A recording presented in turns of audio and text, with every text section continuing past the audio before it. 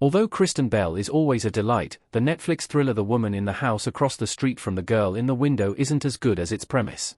The 2022 series tells the tale of Anna Whitaker, Bell, a suburban woman who thinks her neighbor Lisa, Shelley Hennig, has been murdered.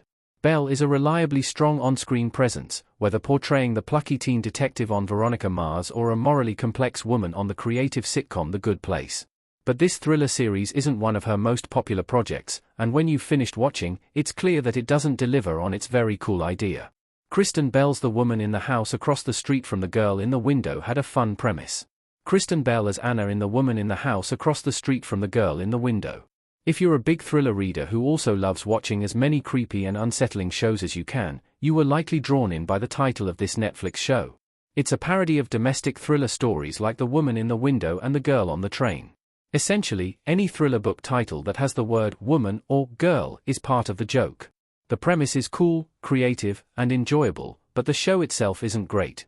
While the lengthy title could have been confusing or a turn-off for some, it directly appeals to fans of the genre. Since there are so many thriller tales set in sweet small towns where nothing bad is meant to happen or boring suburbia where every house looks the same, you really want the woman in the house to stand out.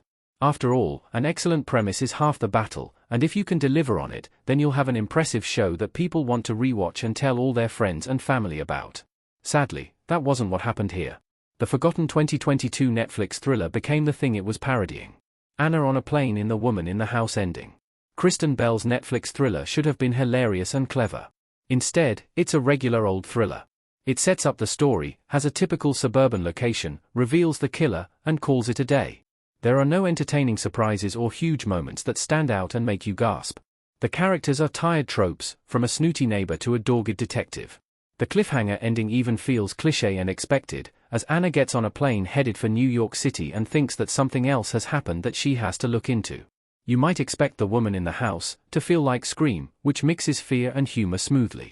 It would have been great to watch Anna investigate a murder while cracking intelligent jokes. Scream also has meta jokes about horror, which is why you love it. But Anna takes the mystery too seriously. If the series had taken a page out of Scream's book, then it could have featured a particularly memorable and fun killer reveal.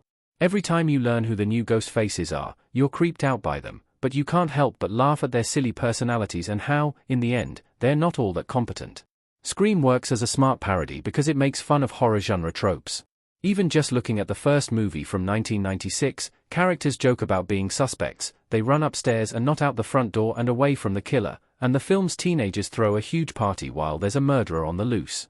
The big reveal at the end of The Woman in the House is lackluster because it's not funny. If it were really a parody, the conclusion would land better and make you laugh. Instead, when Anna finds out that Emma, Samsariet, the 9-year-old daughter of Neil, Tom Riley, murdered several people, including Lisa, this moment is grim and disturbing. It's not entertaining or fun to watch Anna and Emma battle each other, and it's a reminder of how much more interesting the show could have been.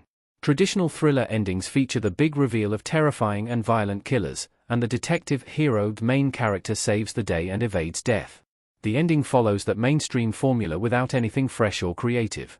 Emma may be a child, but she could definitely kill Anna. While the show might intend to poke fun at creepy child characters in horror or thriller movies, it's not effective because there's no actual humor here. What would have saved The Woman in the House Across the Street from the Girl in the Window? Anna, Kristen Bell, in The Woman in the House. The Woman in the House could have been compelling if it didn't have so many melodramatic moments. When Anna suspects the repairman Buell, Cameron Britton, or fights with Emma, you feel like you're watching a character in a soap opera, not what's meant to be a clever parody. It shouldn't have felt like such a traditional thriller tale and should have picked apart why the genre is full of red herrings, false reveals, and suburban locations. You always understand what the Scream franchise is talking about, from The Rules to Final Girls, and the movies are realistic yet silly. That blend of tones would have been perfect here.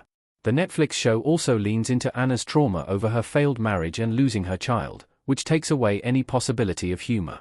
This makes you feel sympathy for her, so it feels important in that sense, but you can't exactly giggle at anything she says or does. You know Anna is using wine as a coping mechanism and focusing on Lisa's murder to ignore her own problems. It would have been better if Anna hadn't faced tragedy in the past. She could be a fun character who listens to true crime podcasts 24/7, and she herself could be a spoof of that hobby interest. Anna's obsession with casseroles is another low moment. She makes several of them throughout the 8 episodes, and when Emma throws one at her head in the series finale, it's an off-putting image that is more perplexing than funny. Ultimately, the series doesn't work because it has such a niche premise.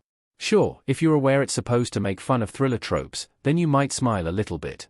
However, if you're settling in to watch because you're a fan of Kristen Bell's other projects and not because you live and breathe the genre, then the title fails.